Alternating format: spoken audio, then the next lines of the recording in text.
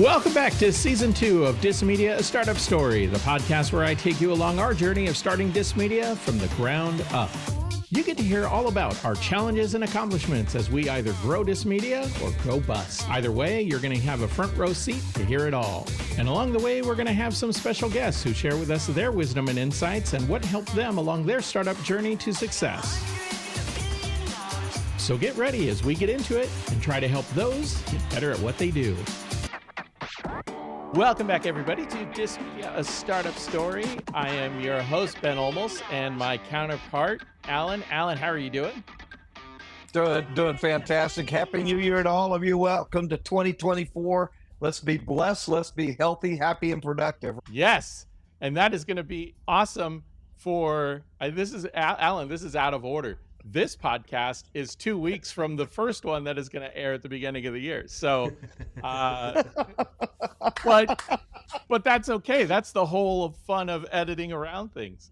But joining us today is a very special guest. And before I reveal who it is, I got to tell the story about how I came about learning about our guest. As has happened before, I'm on TikTok, and there was a very intriguing TikTok that I heard about the business of faith. Yeah. And I got drawn in because it is a world that I've often thought about, and I've had questions myself as a business professor. Something that I often tell my students in class is everything is a business. Mm-hmm. That nonprofit is a tax status. It is not a business plan. Right. And so to have a nonprofit organization, you have to think like a business person. However, one of the challenges of doing that is being able to separate what Dan Pink calls the purpose motive and the profit motive, and not allowing the profit motive to overtake the purpose motive for not just for-profit organizations, but really especially for nonprofit organizations. And our guest today had a great video, really a series of videos about this. And I reached out and I said, hey, I would love to explore this a little bit more. And he graciously accepted the invitation. And so joining us today is Ken Arrington. Ken, how are you? I'm great. I'm absolutely honored to be here. Thank you. And thank you for reaching out and offering this opportunity. Thank you. Thank you. And like I said, one of the things that really drew me in, and I'd love to start from that standpoint of how I came across your TikToks. And you've had your channel up for a little while. You've been putting out content about I shouldn't say it's just about the business of faith, but that is the thing that really drew me in, because you had some really interesting perspective on it. And it sounds you've been lured into a few organizations that kind of put that profit motive over the purpose motive. You could say that. Yeah. So Ken, tell us a little bit about yourself. You have a really dynamic background, and what I think is very interesting, even more so, is the journey that you're on right now, where you've moved your family, you've sold everything. No, I didn't sell everything. We gave everything away. My apologies. Big difference. There is a huge... We didn't have anything worth selling, to be real. Well, even more, and I think it is very much a testament to your belief and your motivation. You gave everything away. And where were you prior to Puerto Rico, which is where you're at now? So this is the second time we've given everything away. The first time was when my wife and our family, at the time we had 3 small children, and we didn't know she was pregnant. We found out she was pregnant right before we moved. So I had a great corporate sales job, full commission, making phenomenal money, but it's very high stress. It's full commission. It was selling employee engagement programs, basically how programs for companies to retain their high skilled employees. But I had always felt called to a life of mission since becoming Christian. I grew up in the church. My father was a pastor, and my father's father was a pastor, on and on down the line. I think I'm 4th or 5th generation, somewhere around there. Fuzzy when you get that far back. But I grew up in the church, familiar with the ins and outs of how everything works, very turned off by that system even when I was a little kid, and completely left the faith altogether until I had a come to Jesus moment, really in my mid 30s. Actually had a powerful encounter and realized that, wow, okay, this is real.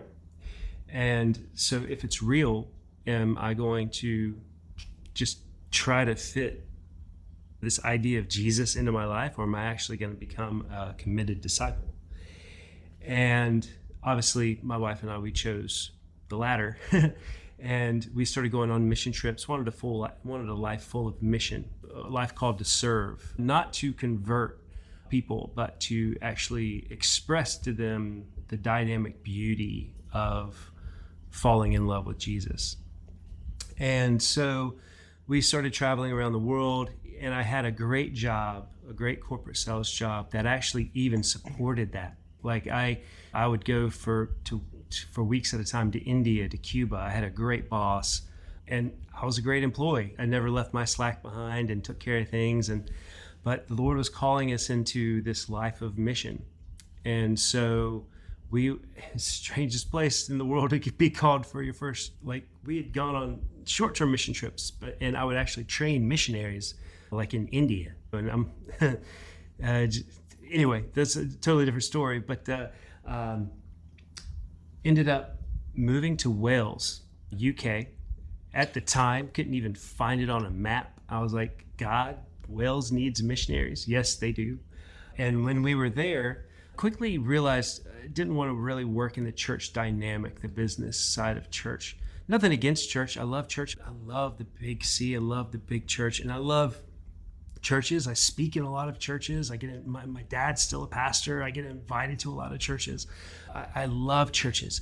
But in America, and in a lot of other places, we've turned it into such a business model that the essence of what church really is, which is community, has been left behind. And like a lot of churches will say, hey, we do life together. That's their catchphrase.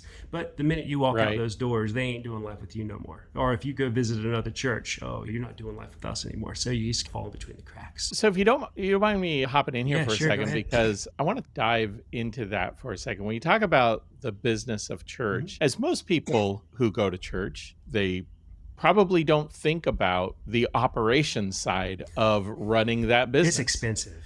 That's what most people don't understand. So I did this post on TikTok. I started a TikTok account about 1.5 years ago, and now it's about 250,000 followers. Never in a million years envisioned anything like that. But the things that I would say struck a chord. And one of the big things that people don't realize, so I made this post on TikTok about how to tell if your church has become a business. Let's be real. Every church in America has to be a business in some way, shape, or form. The difference is when all of a sudden the business end outweighs the purpose of what the church is actually for, which is community, it's a place where Christians are supposed to come together and share their victory stories of how Jesus is working, their struggles, their failures, their passions. They're supposed to come together and pursue the heart of the Father, or Jesus, Holy Spirit, all that stuff. But a lot of churches, they lose that dynamic. They move into, we're not making enough money. How do we get people in the door? How do we keep people in the door? Instead of the purpose of the church should be shoving people out the door and into the community. And most churches don't operate that way because they want to pull people in and keep them in, because most churches in America and most people that go to churches in America is a product of American culture in a lot of ways, this idea of consumerism. I go to church, I believe in Jesus because I get a blessing, right? So if I don't get a blessing, what's the point, right? Or the motto of churches, you tithe so you can be blessed. And there's a gratification motive and that's completely losing the heart of what giving is supposed to be about. I don't give something so I can receive something. I give something because that's where my heart position is set to give. But without getting into crazy history, I created this post about how to tell if your church is more on the business side of things. And it got flared up to 1 million, 2 million views or whatever it was. And then like I was reading the comments and there was so much hate directed at like pastors and the way churches operate. And I actually had to make a companion video on the backside. And I was like, look, if that's what you're getting from this video, you totally missed the whole point. Because the point of like churches, like I said, my father's a pastor, like on and on. Right. It's, you got to pay for electricity. You got to pay the rent or the mortgage on the place. If you want coffee, you got to pay for coffee. If you want, people are like, the pastor shouldn't get paid, but yet you expect that pastor to be on call 60 hours a week. Yeah, my dad is 70, how old is my dad? 74. And my dad like works 80-hour weeks. Like it's insane. He's the kind of pastor you call him at 3 o'clock in the morning. He's by your side. He's the best man I know. My father's the most incredible man I've ever met as far as like his passion for serving people. And people have this wrong idea about pastors. They only talk for an hour and a half every week. I'm like, no, that's not how that works. And so you've got, and then people are like, I want a live stream. Now you gotta buy computers. Now you gotta have an internet connection that has great bandwidth. Now you have to have a media department. Now you have to have, you want a worship team? You want a worship team? You can take the best worship team in the world, you put them on a stage, and you have a bad sound guy, it sounds like garbage. You can take Fleetwood Mac and put them up there with a bad sound guy. They're going to sound like Junkyard Dog. It's yeah. So people, It's interesting that you say this because what comes to mind as you're going through this is that, and pardon me for I have this sometimes way of just being very pragmatic about stuff, but you're putting on a show. yeah, It's a it show. is. Yeah. And you don't tune into, the latest episode of whatever you're watching on Netflix and go, those people should only get paid for the 45 minutes to an hour that they're doing the show. There's a whole crew involved, and that doesn't include the marketing, the technical team, All of it. all of Yeah. that. All of it. And if you don't have that, then you don't have the growth. And if you don't have the growth, you don't have the sustainability. Yep. You don't have the sustainability. It all goes away. That's absolutely right. No, what happened to the church? Or people are like, I want to go to a church that takes care of the homeless. Okay, that costs money. Absolutely. Like that's like people just don't. They don't. For as smart as us human beings are, we miss the point. And that's not what I'm talking about when I talk about the business, the business side of church. What I'm talking about when those things happen are using corporate sales tactics poorly, usually, like coming from a corporate sales background. And a lot of churches, they don't do it well. They think they do, but they're trying to merge. In America, the big thing in the 80s, and it really blew up in the 90s, hit big in the 2000s. Now it's dying off a little bit because people are becoming really aware of it and it's icky, is the idea of the CEO church. And for a long time in churches, and it's still pushed in like franchise church models and stuff like that, but you hear this idea of the pastor is the CEO of the church. Yeah. But pastors aren't trained to be that. No, this is it. What comes to mind is there's a show on HBO called The Righteous Gemstones, which is a really over the top depiction of what you're talking about with this legacy family who has this, they're involved in a big mega church and they run it like a corporation. But you're exactly right. It's not necessarily the skill set. No. Like seminary school, I can tell you straight up, that's not how to be the CEO. So that's what is happening in some of these churches is they're actually moving, these churches that have moved away from a pastoral model, they've moved to this CEO model, and they've tried to take pastors and place them into that model, and it doesn't work. It works for a while until all of a sudden there's this place of compromise that begins to come in. Like, for instance, the series that I was doing is my wife and I, when we first came back to the faith, or to the faith, whatever you want to call it, we got involved with this church. And it was great. The people in this church were amazing. They're lovely people. And the pastor, like one-on-one, amazing, lovely guy, just great. But there was this juxtaposition of what we soon found out was that they had it in their head that there was a church that ran about 800, 900 people. And their goal for the year was, let's get to 1,000 people. And it was like, by any means necessary, we will get to 1,000 people. No matter how we have to manipulate our sermons, no matter, because what we didn't. That was the sales goal. That was the sales goal. And it wasn't just, we don't need 1,000 members. We need 1,000 wealthy members or influential members. They didn't, if it was, they were looking for like the meetings, all the staff meetings were about, oh, hey, how do we get these people in, or how do we go to the movie studio that was down the road from us? How do you go to the movie studio and get these people in? I got to ask you this, because as a business operations guy, one of the things that I might think about doing is some regression analysis that says for every new member we add, it's X number of dollars into the church. And so we need to target these zip codes because those are the most influential zip codes. Lots of that. Yes. Yeah.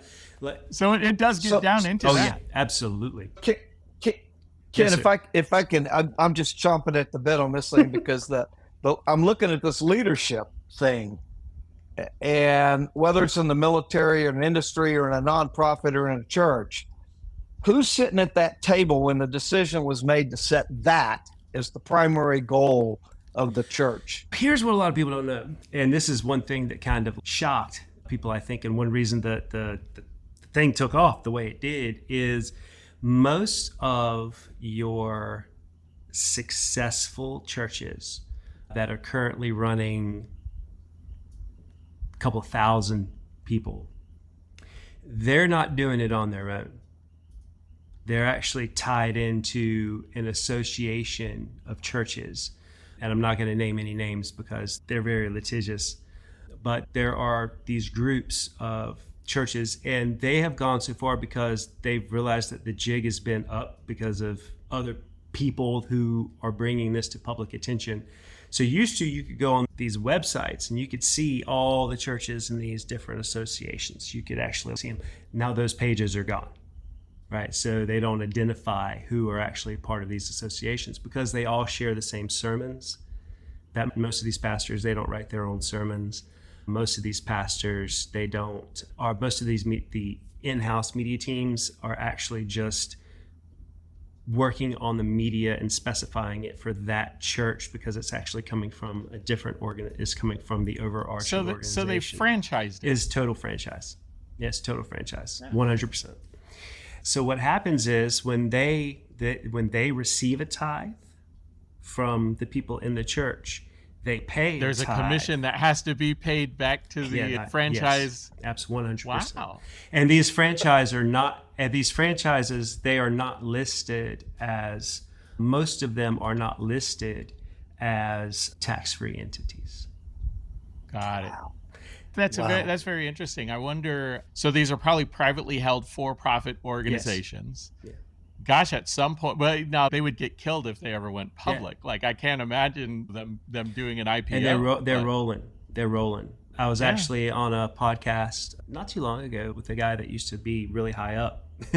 And he was like, he had kind of seen this series and he was like, he goes, you like listed the business plan for like how all, and I was like, yeah, you know, and I was like, and he goes, no, he goes, I actually served in the corporate suite. He goes, they don't even try to hide the language. They call it assimilation, how to get people in and assimilate as many of them as they can. The idea is not to necessarily churn out believers. It's to churn out people that keep coming back to the church and so basically it creates, like I said, this cycle of consuming on both the church's part and the person who is attending. And so they basically get in this cycle of consuming from each other. And eventually what happens is, and this happens pretty much with everybody, and it starts the daisy chain of kind of what you're seeing going on in the church system now. But what happens is they start feeding on each other to the point where eventually one of them runs out. Like people are like, I'm not getting anything from this church anymore. Or it's because they've consumed so much that there's nothing new for them to do. So the focus, they say the focus is on discipleship and all this other. It's not. It's like, it's amazing because what happens is these churches, what they do in this type of system, and like I said, not all churches are like this. Okay. Like, yeah, we're not talking everybody. I'm talking about, but what they do is I don't want to paint with too broad strokes because I don't want people getting soured on the idea of going of church. Church is good. We're missionaries. So, but what happens is that the entire way that they conceive of their relationship with God is through the church. And that's not what the purpose of church was ever intended to be. And what tends to happen is that, like I said, they begin to consume so much. So what the church does is they create this, it's brilliant. They created a system. And how do you cut down on costs, right? Volunteers. The more volunteers you have, the less you have to pay someone physical money to do it. And there's nothing wrong with volunteering. I direct charities, okay? We need volunteers. But what churches do is they'll say, and it usually goes off like clockwork, because like I said, these bigger churches, they have these sermon series. So like during Easter, I'll just give you the Easter spiel, how it works. So Easter, what happens is that they know that's going to be their second biggest day of the year, okay? Christmas is their biggest day, or the Christmas service is their biggest service. But the Christmas service is more like a tradition, whereas the Easter service, that's one where they know that they can give the story of Christ dying for your sins, right? So all of a sudden you will usually go in, there'll be something extremely emotional, something that really moves your heart to go, oh, you know what? I do need to start going to church. This needs to be a part of my life. This is what I'm doing. So the next week, they don't give the tithing sermon. The next week, they'll usually have 2 or 3 weeks. About the fourth week, what they'll do with the fourth week is that's when they start the leadership sermon. We need new leaders. We need new people to join with our vision. And each church will have their own vision statement. They'll have a vision statement and a mission statement. And so the mission statement is the purpose, the vision statement is the activation. So they'll move with the vision statement and they'll go, hey, we need new leaders to accomplish our vision in this community, bring people to Christ, do this, et cetera, et cetera, et cetera. You go to this leadership meeting, and what they're looking for is So they're priming the buyer. Oh, they are. Yeah, because what happens is you go to this meeting, and in this meeting, they'll do it up. Like you'll have catering, you'll have all stuff for the kids, you'll have all these different things. And then what they'll do is they'll bring you in, we need your voice, But to do this, you got to go through this program, this leadership program that we do. We really want you to be a part, et cetera, et cetera. And usually it's like a 3 or 4 week program. You'll usually do it on a Wednesday or Thursday night or something like that. And you'll come in. Basically what the program is, in a nutshell, is a volunteering program. Right. It's the best way to serve the vision of the church, the best way to lead is by volunteering. And then when you volunteer, you're invested. You're invested in what's going on, right? Like you get a charge. You get invited to the meetings, you get invited to the dinners, the breakfast, the barbecues. Part of the club. Part of the club, right. And who doesn't want to be a part of a club? Especially when you're like, absolutely. When you're going to a new church, you're looking for let's be real, you're looking for a new club. Okay. Yeah, you want connection. Connection, exactly. So what happens is you move into the system, you move into the leadership program, all of a sudden you're volunteering, and now you're giving unpaid labor, which if it's only a couple hours a week, that's great, that's amazing, that's fine. But there's a lot of churches out there that are running people 30, 40 hours a week unpaid. It's very common. It is not uncommon. It's extremely common. And what happens is when these people are in there, because they're feeling it, they're getting it, like they're interning or they're volunteering, they're leading, et cetera, et cetera. And what happens is about 6 weeks after the Easter sermon, once these volunteers have come in, once they're invested, then comes the tithing sermon. You got to give the 10%. Duh. And then they'll come back with and 10% is just the start. We're doing a special program we're going to double blessing, double portion blessing, double tithe, double blessing for you if you double tithe. And my wife and I, we fell for that like years and years ago. And you know what? We felt great at the time. Now looking back at it, I'm like, glad we did it. Would not do that now that I know better. But at the time, I felt great. And you're seeing the church accomplish things. But what happens is when people wise up to the program a little bit, or something happens in their life, or let's say they're volunteering 30 hours a week, and all of a sudden they're like, hey, I've had something come up. I can't volunteer 30 hours a week anymore. I can only volunteer 5 or 6 hours a week. All of a sudden, like you start falling out of the circle. You fall out of the circle of trust. And then next thing you know, one day you look around and realize the only reason these people are your friends is because of that.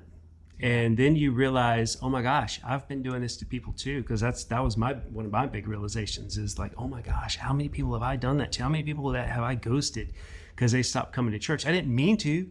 I was volunteering like 30 hours a week. I didn't have time like to not hang out with this person anymore, but like these friendships, they all just fell apart. And we realized quickly that wasn't what we were supposed to do. So as far as my wife and I, we had just got back from India. We had gone to India with an amazing pastor, and he knew what was up with the system. You go to a big church, pay attention to the lights, pay attention to the light shading, pay attention to, they'll use different lights at different time to manipulate. You will never ever see reds during a call for money. You will only see greens and purples. That's all you'll see. And then when there is like special emphasis on certain things, they'll adjust the lights accordingly. They've got it down to science. A lot of what you're describing reminds me, I've been in consumer product goods for my career. Good. And you talk about impulse buy, you talk about branding and coloring and certain fonts, certain colors that create different emotions. Yes. And so you leverage all of that to your advantage. Absolutely. And like a lot of these churches, like I mentioned before, like the pastors don't write their sermons. They are actually stored on a database. So when you become a part of these different associations, you have access to these databases, and you can go on Google and you can find them. You can find these databases that people buy sermons from.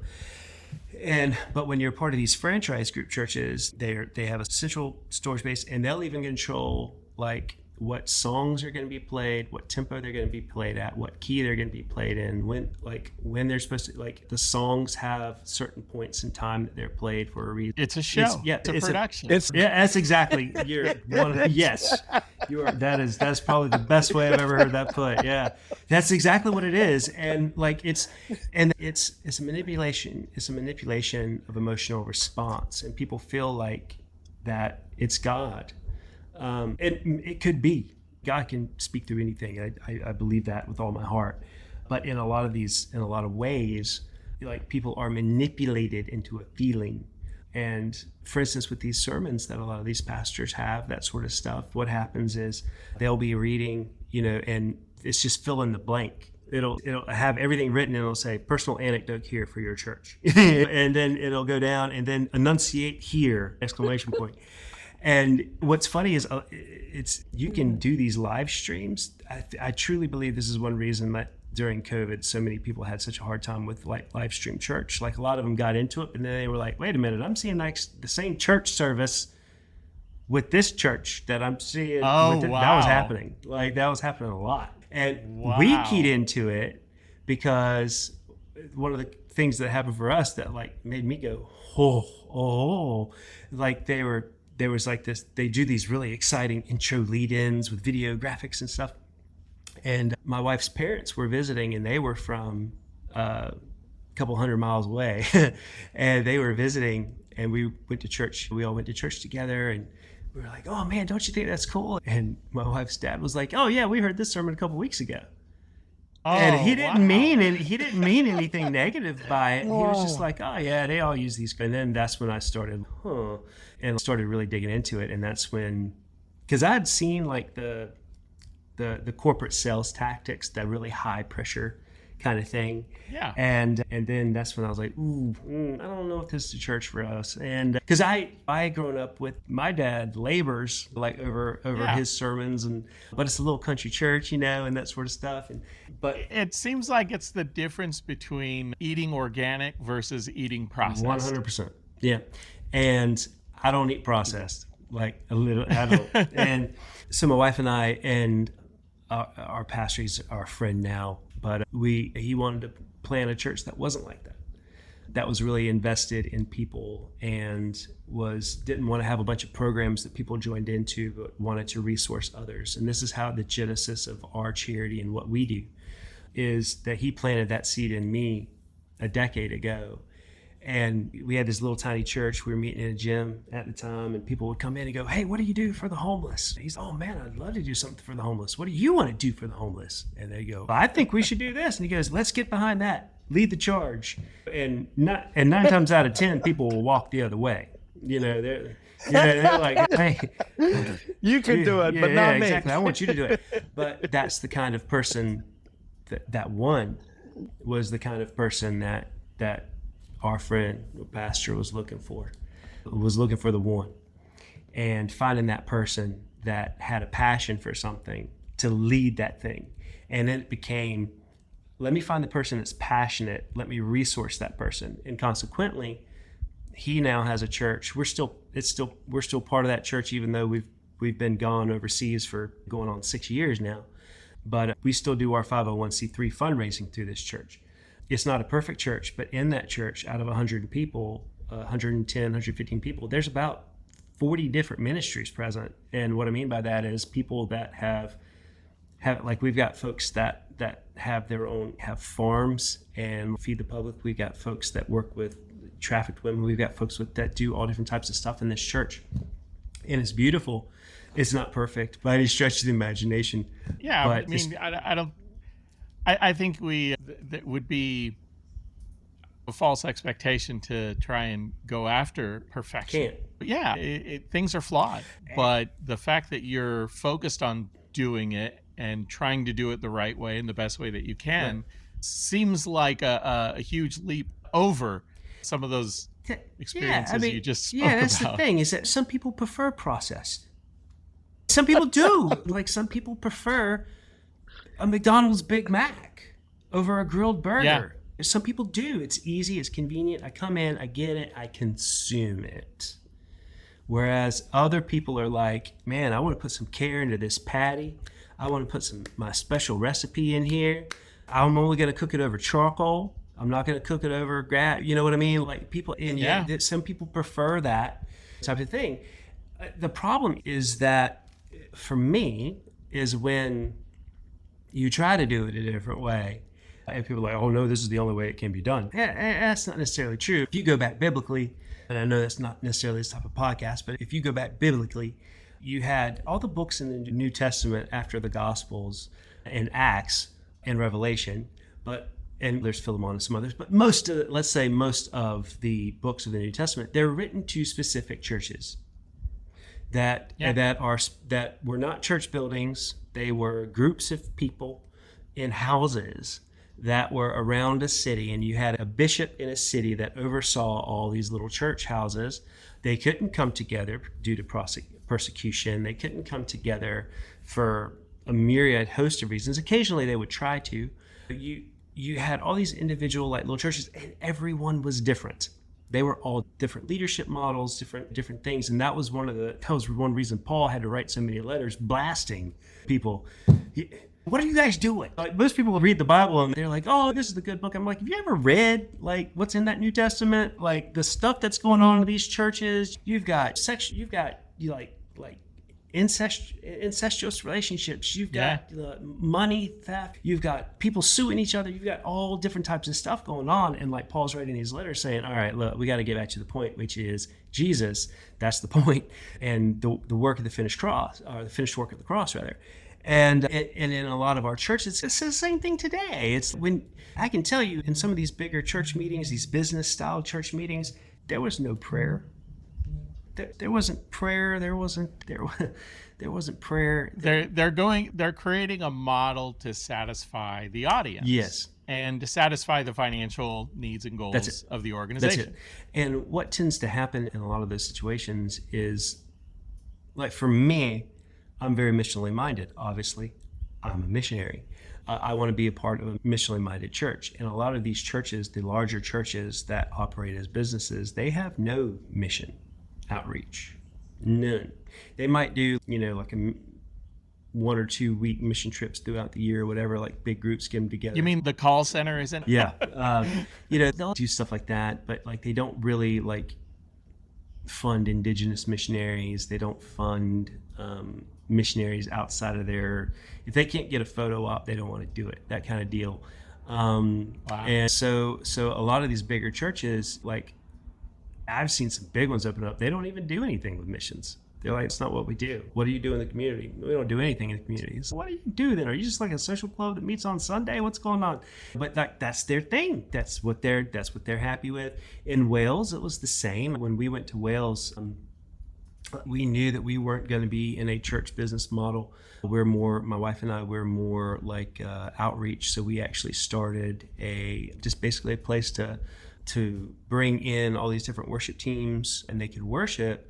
But that was one side, but then we had a charity on the other side, and basically the charity was clothes for the homeless, women that had been trafficked, abused, neglected. We were in a very rough part of Wales, in the opioid capital of Wales, so addiction was like a big deal.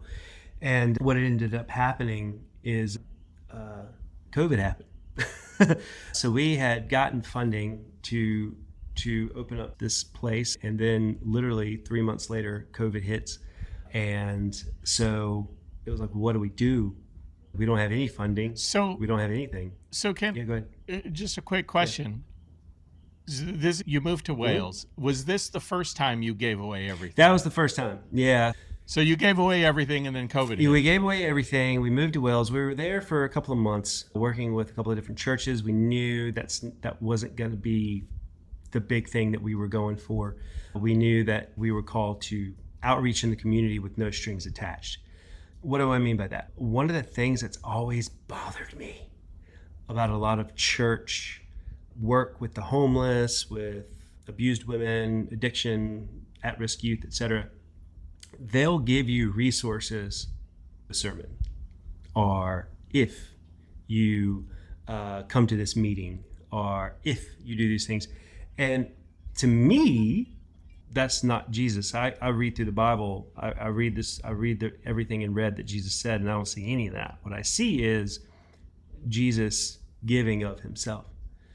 My wife and I, in creating this charity, it was we want to just give things away to the public.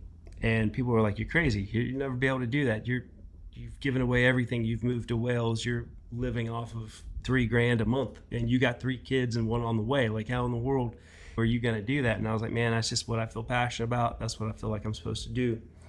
So we opened up this place. We get some funding to open the building. We had some folks that really believed in what we were doing, and they knew how crazy my wife and I are.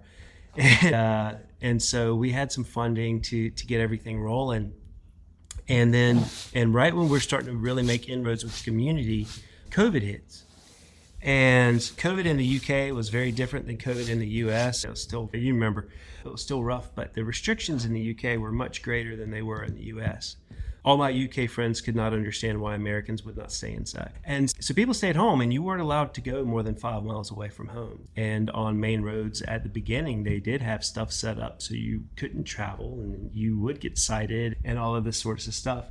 But I could travel because I had my visa was as a minister, as a pastor, because I am a licensed pastor. So I was like, what do we do? And because we didn't have anything, we had this building. It was like, we're here as missionaries. What are we supposed to do? And all of a sudden, the thought came to me one day was, all these hotels around here are closed. In my past work, I said I worked with employee engagement services. My particular primary clients were hotels. So I knew how much toiletries, how much resources these hotels were sitting on that they could not use. So we had become a registered charity at this time, the equivalent of a US 501c3, basically. Right. And so I started reaching out to hotels, and I was like, look, we're a charity. We want to start providing stuff to people that are suffering from COVID, the elderly, people that are locked in, people in hospitals, et cetera. And they were like, yeah, let's do it. And they just started giving us like tons of stuff. And so meanwhile, while, the hospitals couldn't get PPE, when the hospitals couldn't get toilet paper, when the hospitals couldn't get, they had I don't know if you guys remember, because we've all just got this cloudy haze as far as COVID is concerned. But if you remember back to the early days of COVID, when you went to the hospital, you didn't just leave. They kept you there. Yeah. Oh, you're contagious. You can't leave. In the UK, you had to stay between 10 to 14 days in the hospital. So people were going into hospital. They didn't have any clothes. They didn't have changes of clothes. People at home who had been in contact with them couldn't bring a change of clothes to the hospital. So you had people that were like literally walking around in the same pair of underwear for weeks. And we start getting as much stuff as we can. We start creating these packs, we call packs that we would take out to folks and to hospitals and mental health wards and nursing homes and stuff like that. And we'd put in like really nice notes of people, like things to cheer people up. And next thing, I checked the bank account one day, and there's like a lot of money in it, like more money, 50,000 pounds, which is the equivalent of about 70,000 bucks. And I was like, okay, what's going on? And what happened is funders, businesses, foundations, and stuff like that found out that what we were doing, because hospitals were telling people about us. We started getting all these letters from hospitals. And so these foundations and folks like that were like, we really believe in what you do and we want to make it bigger. So next thing, our charity is like rolling. Like we literally went from zero, like in 1 month, to the next month having 70,000 pounds in the bank. Wow. And Right. everything we had, it was like, this isn't our money. This is the charity's money. I never received a salary. I still never receive a salary from anything that we do. And neither does my wife or anyone. That's what our charity is unique in, that no one receives any People are money. probably wondering, like, how do you have a family? Yeah, sure. How do I do it? And yeah, I'm not wealthy. You're taking the money. So I will take money. So there's a couple of things that personally I do that helps with our income. I've written a number of books. I've written a number of freelance books. I've ghostwritten a lot. So for a while we did that. We would do little jobs here and there. As far as digital, I call it digital tent making. So because Paul, like as the great missionary, like he was a tent maker. That's how he created money for himself, is that he would go and he would mend tents, make tents, etc. And that's how he would work. And so we do the same thing. We're digital tent makers. For me, TikTok has been a huge boon that I never expected in a million years. It has really made a lot of things possible. I make nothing from TikTok. When I set up my TikTok account, I set it up basically to draw attention to our charity. So I set it up as a business TikTok, not as a personal TikTok. And then it exploded. And now I'm like, man, I really wish I had set it up as a personal TikTok, because I could be making a couple extra $1,000 a month, which I left at the altar. But people are like, you can always change it to a personal account. And I'm like, yeah, TikTok doesn't like it when you do that. All these social media companies. Yeah, you almost got to set up another one. Yeah, I did. Like people are like, you should do a backup, but it's I have such limited time in a day anyway. So what we did, we have all this money for the charity. It's coming in, and we are just like flooding it right back out. And after COVID ended, I was like, what do we do now? Because so what we did is we got a bigger storefront. And now that charity is still running, even though we're not in Wales. I still serve as a chair. I'm still a trustee. But what we do is the whole front half of the storefront is a very large storefront. The front half of the storefront, everything in there is free. Clothing, coats, shoes, diapers. And you don't have to sit through a sermon. No. You just come in and take whatever you want. You can take up to 5 items a week for free. You can take 3 toiletry items a week for free. We do a lot of work with the homeless community. But the thing is, that's just the bandage. The giving stuff away for free, that's just a bandage. The whole idea concept is to get people resourced. So, for instance, we have a group for, it sounds weird, but I'm just going to list some stuff out. We have a group for mothers who want to adopt. Like, we actually have professional counselors come in and volunteer and give their services for free to help families find children to adopt. We have services for mothers who have given their children up for adoption, who are suffering, basically, who had to give their children up through either court order or had to give their children up because they could not provide for their children. We have services for at-risk youth. We are adding in this year choir, free vocal lessons. We have a homeschool group for families who homeschool in the area and want to bring their kids into a social arena, and we'll bring in private tutors and things like that and offer testing. We work with battered and abused women who've been trafficked, a lot of that. Addiction recovery, that's really huge. We have a computer lab that everybody can use for free. The printer resources, everything, they can access all of those services for free. We work with multiple other charities. We have school book packs for kids who see in Wales, everybody wears uniforms. So we have a uniform exchange. So instead of just throwing out an old uniform, you bring in your uniform and we give that uniform for free to someone else, and then you can take your uniform. Because the economy in the particular area that we are in Wales is extremely deprived. It's in the worst 15% deprived in Wales, which is bad. Very low income, lots of government support. And the government loves us because we're pulling people off of their support. And we are actually providing goods and services. And we actually have a partnership with Neath Port Talbot Council, which is the council, the area that we are in Wales, that we actually work in tandem with them. And it's been amazing. Like, I never in a million years when we got to Wales had any of that in mind. It was, all right, God, what do you want us to do? And that was it. Actually creating real significant change in people's lives, and not just, like I said, bandaging their wound and giving them clothes and just shuttling them out with a hot cup of coffee. It's to actually provide services that can transform their lives. For instance, we even do what's called they call it a warm bank. And basically when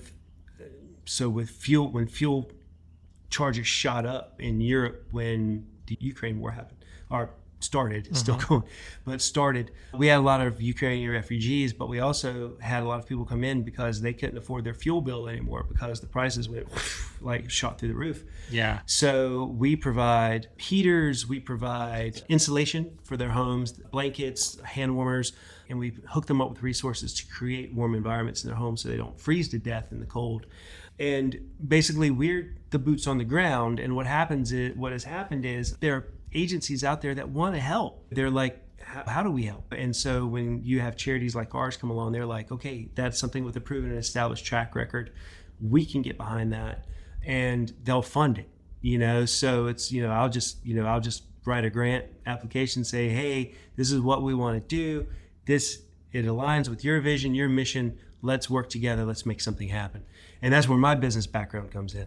And it works great. And it's still going. And we are now doing a similar project here in Puerto Rico. Yeah, I wanted to make sure that we got into that, because after a few years now of success in Wales, and I say success, but I'm sure there are always things that are needed. But considering where you started it from to where you've grown it, I would say that's success. Yeah, absolutely. Yeah, like I said, I never in a million years did I think that I didn't know anything about charities, and how they operate in other parts of the world. Yeah, I had no idea. And that whole thing, how that all developed. Like I said, I grew up in church. I knew that background.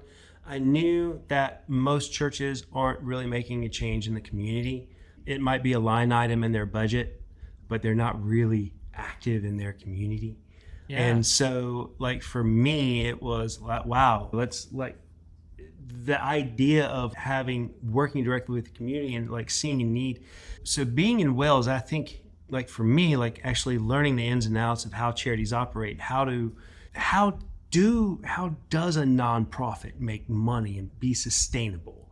Like, how do you do that? Like, learning the ins and outs. And I had this is during COVID. I had nobody to guide me, really. It was just like plodding along, learning as much as I could online, stumbling, bumbling, and fumbling my way to it.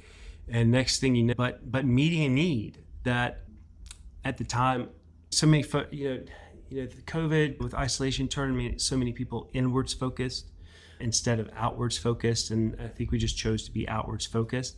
And it's crazy because, like, looking back on it, it's, man, so much happened. But as it's happening, it didn't seem like much was happening. But yeah, we're in the moment. What are we doing? But then boom, and like actually knowing that we made a difference. And what happened with Puerto Rico in 2021, I'm a dreamer. I love to dream. I've always been a dreamer my entire life. I've not always been successful at it, but I believe in activated dreams. And I get passionate and that's the big thing with the gathering. So let me preface this by saying, let me go back a little bit. So with the gathering place, the thing that's unique, all those things that I mentioned about all the outreaches that we do and all that stuff, 90% of that was not my idea. Like maybe only 10%. And what it was, like I said, like linking back to my pastor friend who encouraged me a long time ago to say, what are you passionate about and how can I feel that?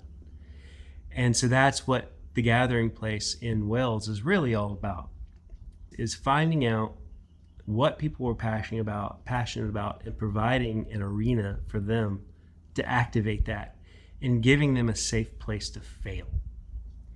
I think that most of us are afraid to get involved in things or to act on our dreams that we've had or whatever, our passions, because we're afraid to fail.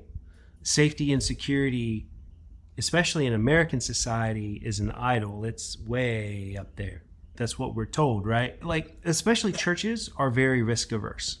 There's a game called tiptoeing through the tithers. You don't want to, especially you don't want to offend your big spenders. So there's a lot of things that the gathering place did that, like, people went to churches to ask them how to do. I want to do an outreach for sexually trafficked women, or I want to do this, that, or the other. And the church would be like, that kind of deal. And so we actually provide the space. And that is simply me meeting a person, seeing the passion that's in their eyes or that I feel in their heart, and going, I believe in that. I believe that is a passion in your heart. Let's do it. Let's make it happen. I'm going to provide this space for you. What do you need? And that's the genesis of basically how my wife and I operate. We do that in everything that we do. You invest in people. We invest in people.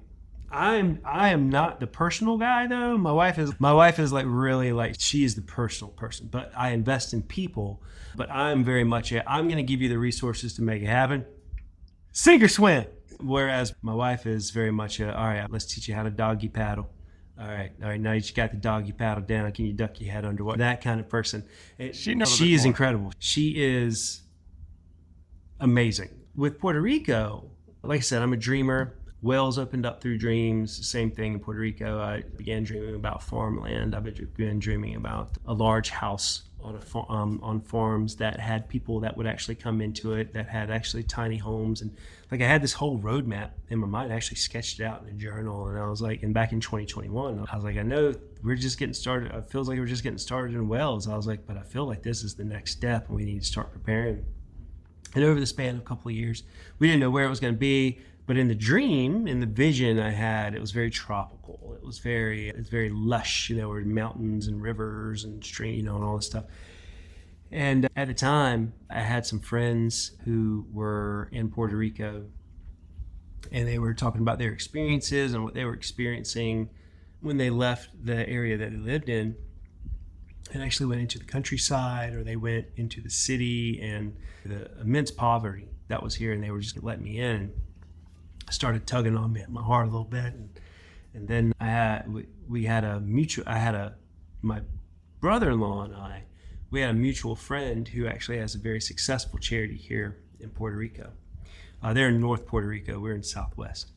And they actually have this 7-acre farm. They feed 200 to 600, 200 people a week, minimum 600 people a month, off this small farm. Just really working in the community, making a difference in people's lives. And they also do disaster relief around the world. And so my brother-in-law has, like, knew this guy, and he introduced us. We became mutual friends, and he invited us down. So we came down in March of 2022 to visit, and we saw the work that they were doing in the community. And then, like, where we felt like we were supposed to be, for some reason, I had the heartstrings tugged to Southwest Puerto Rico. Didn't know anything about Southwest Puerto Rico at the time. Didn't know much about Puerto Rico, and really saw the need. Most people have no idea beyond what they're told on CNN or Fox News or whatever about the situation going on in Puerto Rico and what the Puerto Rican people deal with. And the average Puerto Rican only makes $21,000. Household income is only $21,000 a year, but yet their groceries here cost 25% more than they do on the mainland. So you think you got inflation down here? Let me tell you, it's bad. And the lack of services, the lack of rolling blackouts, the poverty level is about 50%. And the system is stretched beyond its max. And the government here has its issues. The federal government has its issues. People here in Puerto Rico, they're not allowed to import goods and services from surrounding Latin American countries. You can get on a rowboat and go to the Dominican Republic. It's a shotgun blast away, but they can't import from there. If you want avocados from Dominican Republic, you got to get them from Miami. Because what happens is everything, because of the Jones Act, which the Jones Act has some benefits, but the Jones Act, which is basically is a maritime law, and what it is, U.S. ports are this U.S. port because it's a territory. Second largest port in the United States is in San Juan. This is why Puerto Rico is so valuable to the United States. But what happens is they cannot import any food unless it comes on an American ship from an American port. So that means those avocados that are coming from the Dominican Republic has to go up to Miami and then come down. So they get fuel charge on the front end, fuel charge on the back end. Wow. Taxed. Wow. And then they have an incredibly high sales tax. So the Puerto Rican people, it's bad. So you go to we were stunned when we started learning this stuff, and anything grows here. You can plant a 2x4 and it'll grow, but most of the land here. So when the United States took over from Spain as a territory, they moved everything away from sugarcane farming because sugarcane was dying at the time anyway. This is like early 20th century. They did something called Operation Bootstrap. And so they pushed people to urbanized areas. And so what's happened is you have all this land, this farmland. Commercial entities started coming in, buying it up. So most farmland in Puerto Rico is owned by commercial entities.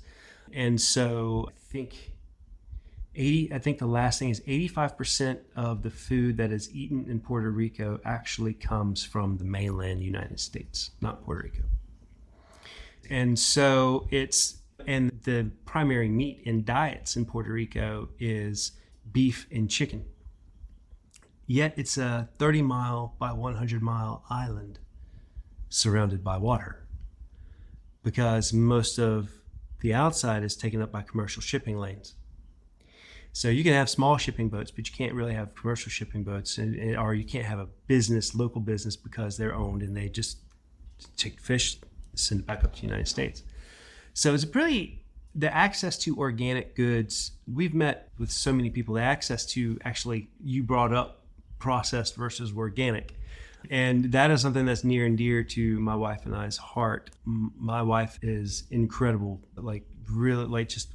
she is a person that what she puts in her body has a goal, and that is to extend life, to give life. She's very passionate about that sort of thing. And like, we don't eat chicken. We're pescatarians, basically. I eat a lot of fish now. I'll eat fish all day long. But You're in a good place yes, for that indeed. too. And it's just amazing, like the little access, direct access. A lot of folks, once you, I don't know if you've ever been to Puerto Rico. It's absolutely stunningly beautiful. Like I have looked out since we moved here. Every day I look outside and I'm like, my God, this place is like heaven on earth as far as its beauty. But in a minute you move, just like every other Caribbean nation, you move 2 or 3 miles Outside the metro. man, it real quick. And there's such a need. And also, like, for instance, people are like, that's just because, the government's trying to get them all on food stamps. But they only have access because they're not on the federal program, like United States, because they're not a state. They don't have access to the federal program.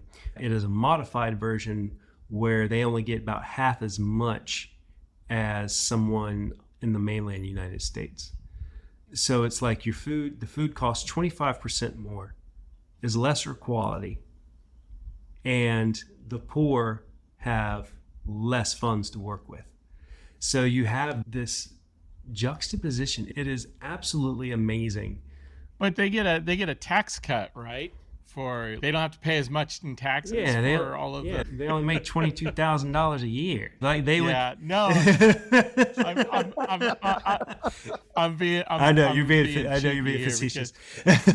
But you get higher price food, more expensive to live. You don't make as much money. You get less government benefits, and there you go. It's a recipe for disaster. Yeah, especially because what happened is the last couple of years, there's been these hurricanes, there's been earthquakes. Like a lot of people in America don't even know that there are earthquakes here.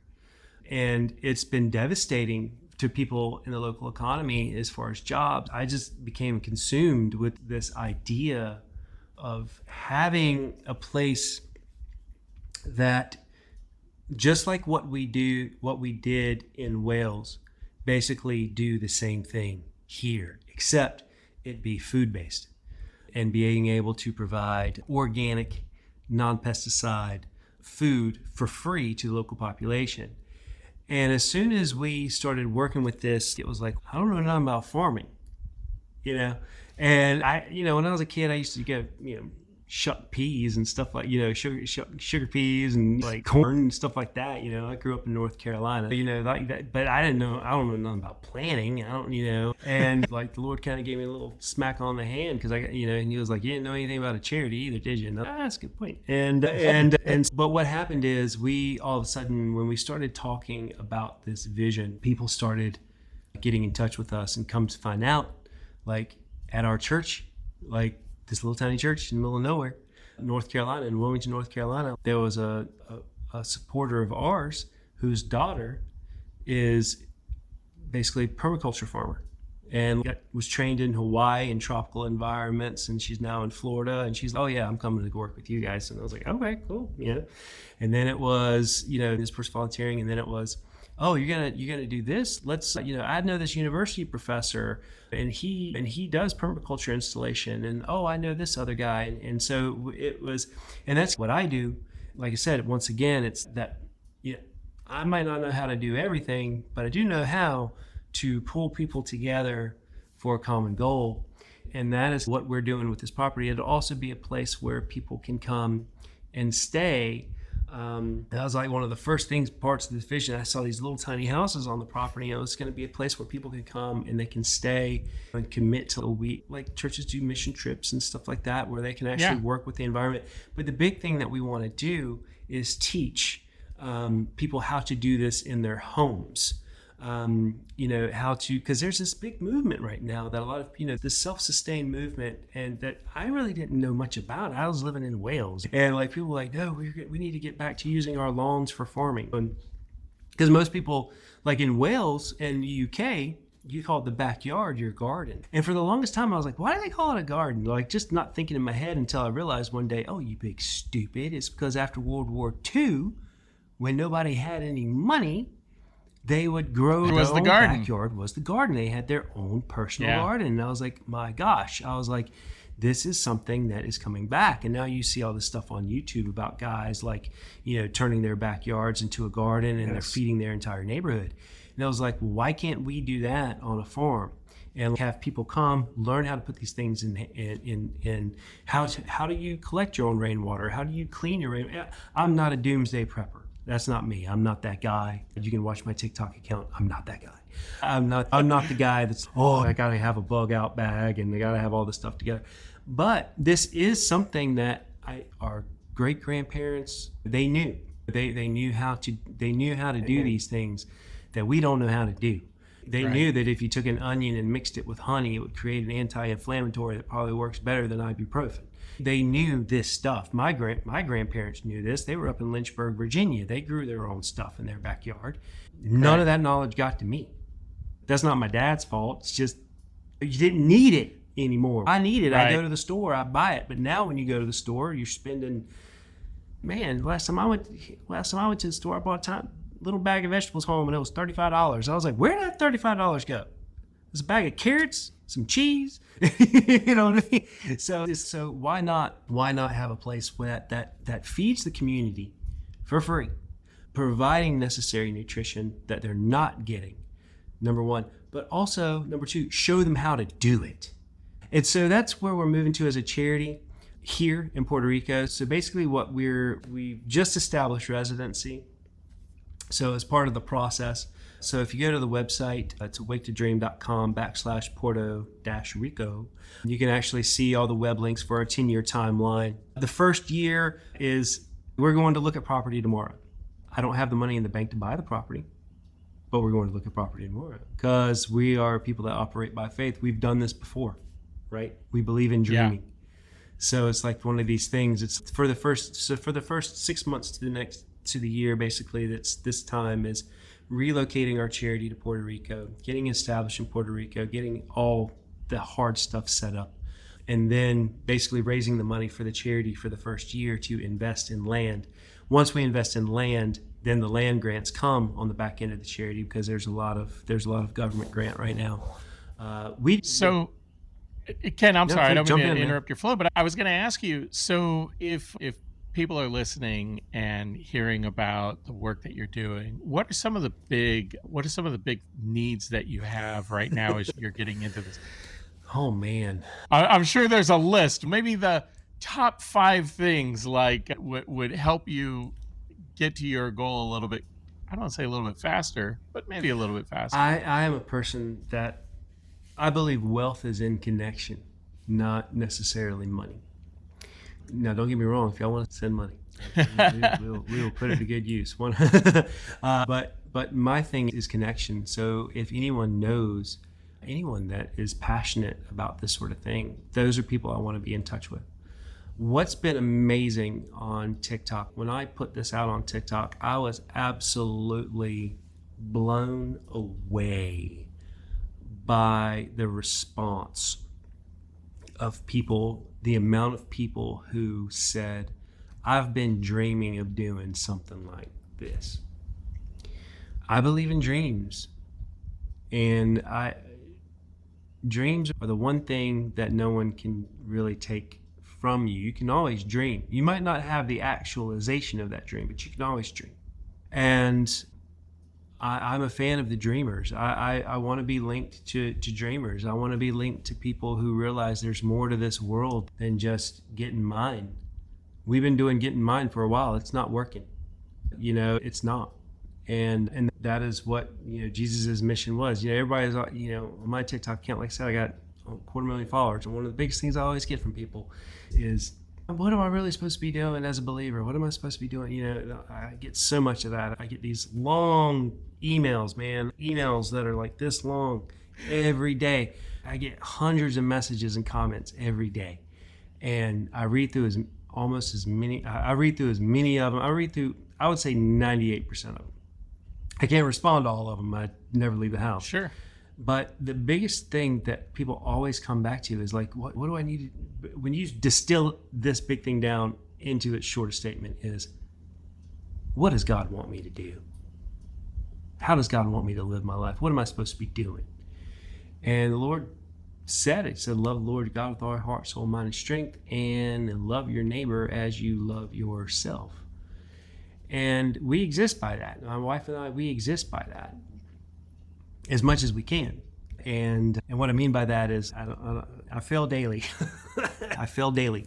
But our heart is to see lives transformed and to see people, no matter where they come from, who they are, like, succeed and to be able to dream. So the biggest thing that I want to be is connected. There are so many people that are passionate about doing something like this, but they have that thing holding them back. My wife and I get it. I totally get it. Most people can't live their life, and I don't encourage people to live their life the way my wife and I do and our family does. It takes a certain type of, this is not an I'm better than you thing. It's not that at all. We are all equal. But it takes a certain personality to say, hey, I'm going to give up everything. I believe in this so much. I'm going to give up everything to go and accomplish it. No matter what. There's no plan B. There's no going back. There's no fail safe. There's no big stash of money set away in a savings account. We don't have that. Yeah, it's very scary for a lot. It's terrifying. It's scary for me. But I believe that's how the world has changed. And us doing what we're doing and providing a place where people can come, or a person who goes, I have a background in water containment and setting up water filtration systems. Like, that to me is more valuable than gold, because that is a resource that can be utilized, that we can meet. I can learn, they can learn what we do, walk through things and create a better world for people in need.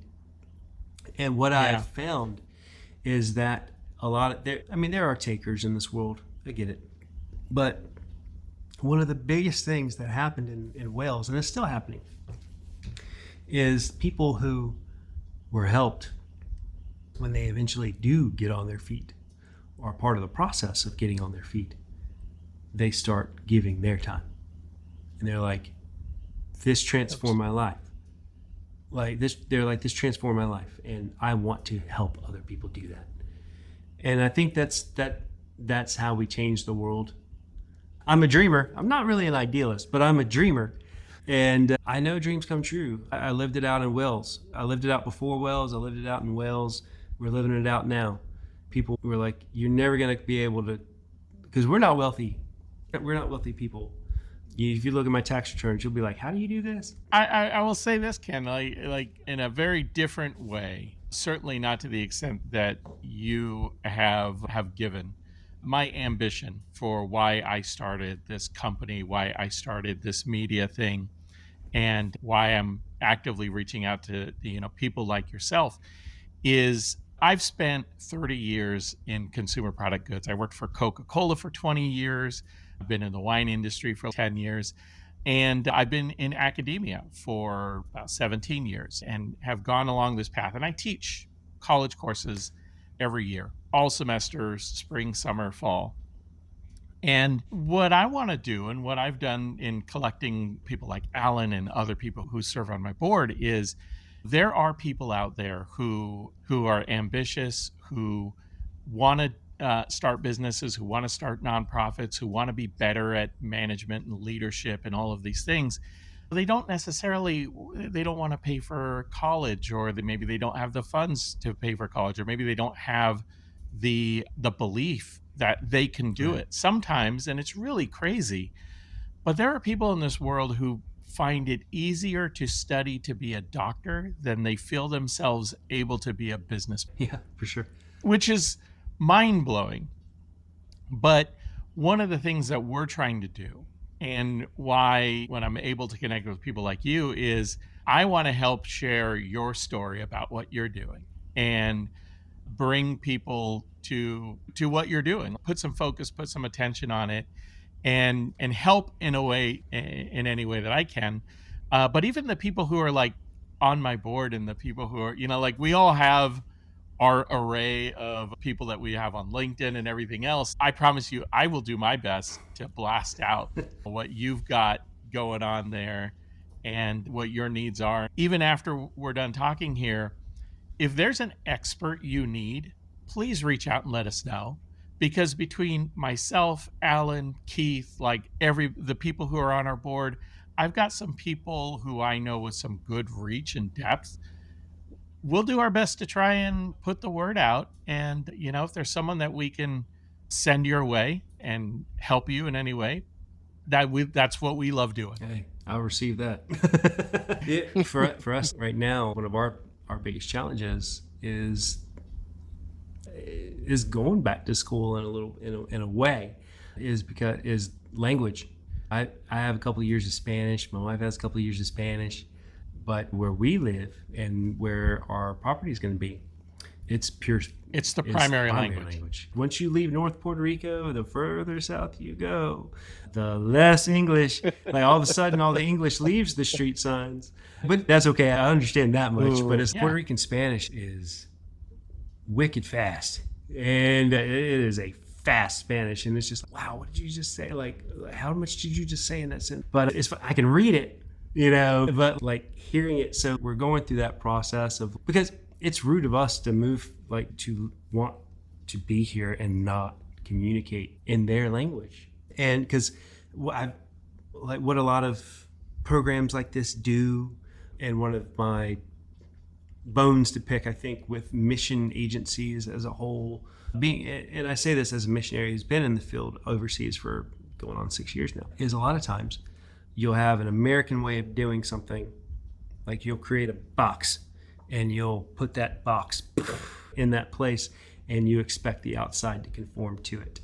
And that's like the MO of how a lot of these churches operate, etc. Going back to the original subject and bringing it back in foreclosure, like a lot of them, they'll export their system and place their system and expect the community to adapt to their system, which is why a lot of those mission type programs are doomed for failure the minute the American leaves, because the folks that were there, the system collapses in on itself. And that's a common thing that happens. My wife and I, as far as what we do, we operate differently. We want to find out what is actually working in the place that we are and resource that. So to come in the way that we are, and people are like, what agency are you working with? Are you doing this? And we're like, no, we're not. We're coming in, we're going to find out what's already here, and we're going to go with that. And then we're going to build it up. Any of your listeners that have any connections in Puerto Rico, or any folks in the Caribbean, or any folks that are working in the nonprofit agencies, I'm a learner, I'm a reader, I absorb information. I will learn from all sources of anyone that's had experience in doing work like that here. Desperately, I will take all of that information in, always looking for that stuff. I could be trite and say, oh, you could give by going here. People know that. People know that we need money. Obviously, every charity needs money, right? So I don't have to state that. Right. I just state that. But if you want to, I will definitely put it out to those who are listening, that we'll make sure that we talk about the website and where they can go to donate. It's funny. I always joke about we're a company that has yet to turn a profit. As a fact, we have yet to make a dime yet, but we are doing this because we have a passion for it, because we love doing it. And that's it. As you have things that you need, or if there are experts that can help, please don't hesitate to reach out, because anyone in the agriculture. Anyone in the agriculture field. Anyone we're looking for specifically for vertical farming, hydroponics, permaculture. Okay. We have a lot of resources there that are working with us already, but we want more. Okay. We want more. Thank you so much. It's been a pleasure. We will be in touch. I'm going to share some information with some folks, and we'll see if we can't connect you with some people that might be able to help you. Thank you. I appreciate it. Thank you so much. It's been a blast. Thank you. God bless. Alan, we're going to talk a little bit about the interview that we had with Ken. And what were your thoughts? Because I'll be honest with you, I was so amazed by what he is doing. He and his family are doing the missionary work he's doing, but then also just all the stuff he shared with us about some ways that churches operate as a business these days. What did you think? Well, as I was sharing with you earlier, even though I'd gone to the website and checked out the nonprofit that they're trying to do in Puerto Rico, I really didn't know what to expect. And I honestly, as I shared with you, I was a little shocked to say, what's the relevance here? Why is Just Media doing this interview? And it didn't take a couple of seconds to get into it and to understand. I don't do TikTok, so I had not seen the presentations that you had seen. But the minute that you meet Ken, the minute he opens his mouth, the minute he starts talking, you understand that you're dealing with a very unique, a very special, and a very authentic human being that has a clear vision, a mission, and purpose in his life. So I was stunned listening to the story about ministry and how he grew up. And it didn't take me long to realize, hey, man, this guy's doing a startup. He's just like This Media, man. It's another side of the story around following your passion and doing something that fulfills your purpose and mission on earth. So I was grateful to you and to him and look forward to learning more and hearing more from him, to be honest with you. Yeah, I thought, this episode is going to be, I think, really engaging. A lot of powerful words and messages put in there. And some people might approach this as, oh, this is going to be a conversation about church and faith and Jesus and God. And certainly some of that is woven into this because you can't ignore that fact. It's like talking about Chick-fil-A and not talking about the fact they're closed on Sundays for a reason. His faith is very much a part of what he does. However, I think the bigger story here, to your point that you just said, is this is about a startup. This is about commitment. It's about the things that you will do to commit yourself to a vision that you have and what you're willing to give up. And in Ken's case, he's willing to give up all of his possessions. And as he rightfully corrected me, not sell, but give up everything For the second time. For the second time. For the second time to give up everything. So I hope that you all enjoy this journey and this episode. It was certainly a pleasure for Alan and I to spend some time with Ken and look forward to hearing more. Thanks for listening to Disc Media, A Startup Story. This podcast was produced and edited by Ben Olmos and is a production of Disc Media Corporation. If you're interested in learning more about anything you heard on this episode, please reach out to us at podcast@discmedia.com. You can also get more information about this and other episodes or information about our guests by checking out dailypitch.news, our business and insights publication focused on helping managers, leaders, and entrepreneurs get better at what they do.